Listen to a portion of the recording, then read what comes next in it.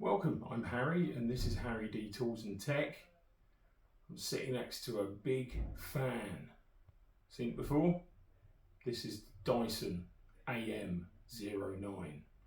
AM stands for Air Multiplier. It comes from Dyson, so it's one of the biggest British brands around. Not that they're made here, but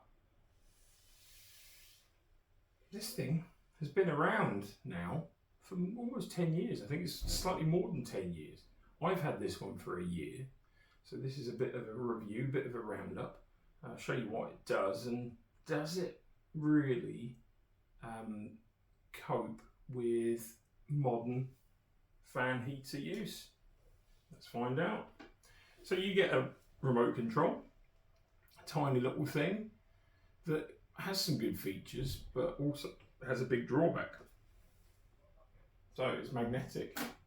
It sits on the top of the heater, which is nice, right? That's good. But problem is, I haven't done it so much, but other people in my house, naming no names, keep knocking it off the top. Or if you bump into it, this will go flying. It leads on to the sort of fatal flaw of this thing, which is if you lose this remote control, how do you turn it on? Well, I mean, there is a button, the only physical button on the whole appliance. But what's it saying? So this is saying 22 degrees heat. Fine if you want 22 degrees of heat, but if you're not so keen on it, I don't know how you can change it without the remote. So do not lose the remote. Feature wise, let's just turn this down for a second. It's on its lowest setting already. Let's turn it off.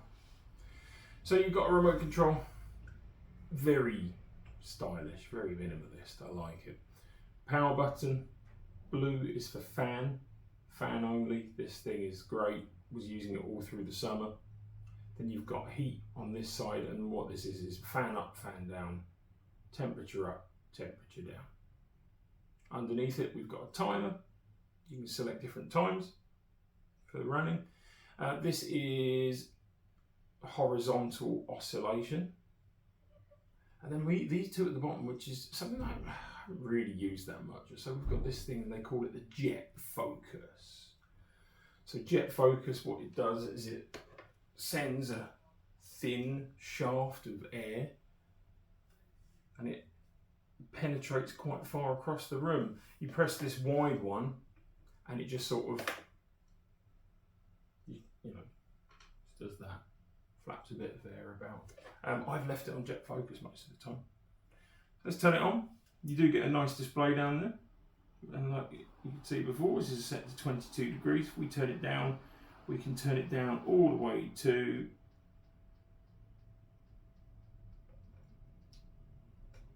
1 degree. So we could actually use this as a frost prevention heater.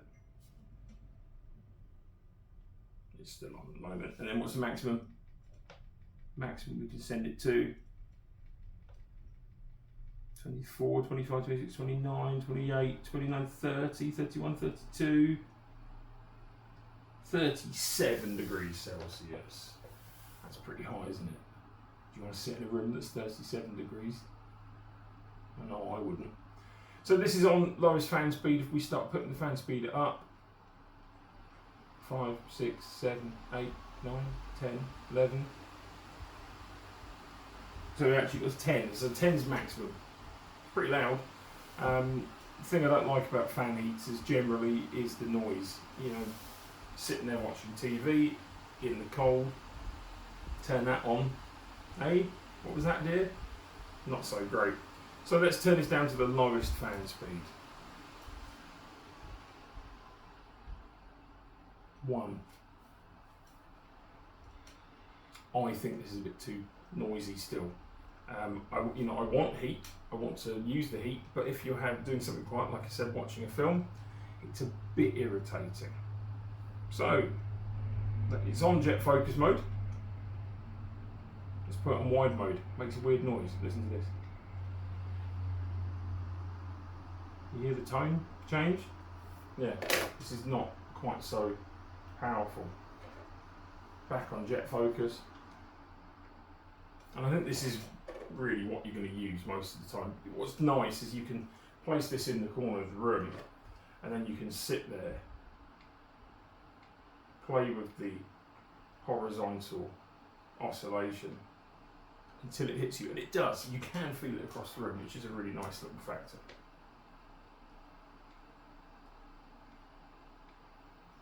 Turn it around again. You get, I think you get roughly 90 degrees of oscillation horizontally, which is nice. You can send it all across the room. But the thing that has now become automated on these heaters is not the horizontal oscillation, but vertical oscillation. So I've tested out some other stuff, things like the Dreo 714S, and there's a Black & Decker heater that's really nice. And what it does, it sort of holds a nacelle in the middle, and as it oscillates on the horizontal axis, it also oscillates on the vertical axis. So what it's doing is it's sort of tracing the shape through the room and should really help with airflow. What this does though, this has a manual way of doing it. Something that's nice, you can grab it. It doesn't get too hot. The plastic doesn't anyway. So you can, if you see this, you can manually adjust it up and down. Let's see if we get it going the other way, which is quite nice. I don't know why you want it pointing down, unless you're sitting on the floor in front of your desk maybe. But quite often, yeah, set it up just a snotch, stick it on horizontal.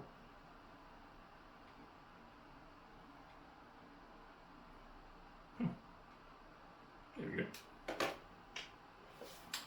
Talk about price. I don't like to talk about price most of the time because it changes so much and not that many people pay RRP. This is at least £200 and this has been out, you know, as I say, for a long time. The thing about Dyson is you're quite often paying for the name. It's not to say that the technology is not good. I mean, they have a lot of patents.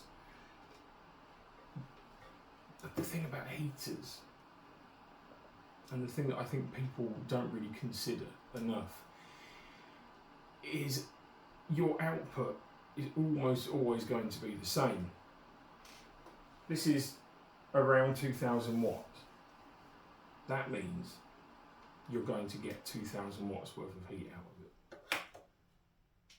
Air multiplying technology, there's lots of fantastic names and terminology going on, but the electricity going into this is very efficiently turned into heat. The higher the wattage, the more it's going to heat, or the quicker it's going to heat. So you could buy the cheapest fan heater rated to 1800 watts, 2000 watts, and it will put out the same amount of heat as an expensive Dyson. That's just what it does. But what I quite like is the fact that you can have this as a heater and a fan. Quite a few of the budget level heaters, fan heaters that I've tested in the past have been able to heat, but you can't just use it as a fan. So let's face it, it's a good looking thing. It looks nice, doesn't it? This big hoop. It is a handsome thing. Dyson do that well. I'm just playing with it. I don't know what that does. It probably just covers a screw or something, but it looks interesting. So I'm going to talk about the positives. The big positive of this thing is it's a fan as well as a heater. That's a good thing. It's nice being able to sit there in the summer, use the jet focus, turn it around, turn it on with this, oscillate it around horizontally, sit there in this nice jet focus of cool air. That is a nice thing. Something else I like, the design. It's handsome, it's futuristic. You know, even though it's been out, I think, just over 10 years, it's still a good looking thing, and that's always going to be a benefit of the Dyson, isn't it? Onto the disadvantages. I find it a bit noisy. even on the lowest fan speed, it's quite noisy. You can't just use it. It's not, say, like a oil-filled radiator that maybe ticks a little bit, but you can't stop the sound of a fan pushing air. That's just physics. You know, that's an inevitability. Other thing I don't like about it, do not lose the remote. Because if you lose the remote, you can't do barely anything. You can turn it on and it will turn on to whatever the last setting was, which renders it not useless, but highly less useful. Nice remote. I haven't done this personally, but people I know have bumped into this, knocked the remote control off the top. It's held on with magnets. I mean, it is nice to have somewhere to put a remote control. Most of the heaters that I've reviewed with remote controls, nowhere to put it. You've just got to place the remote alongside your 100 other remotes and hope you don't lose it. So the Dyson AM09, 1 year in. Do I use it? Yep. Do I love it? Almost. Will I keep it? Yeah. So, thanks for stopping by, tuning in to Harry D Tools and Tech. There's going to be a lot more tools, there's going to be a lot more tech. I'm Harry. Nice to catch you soon.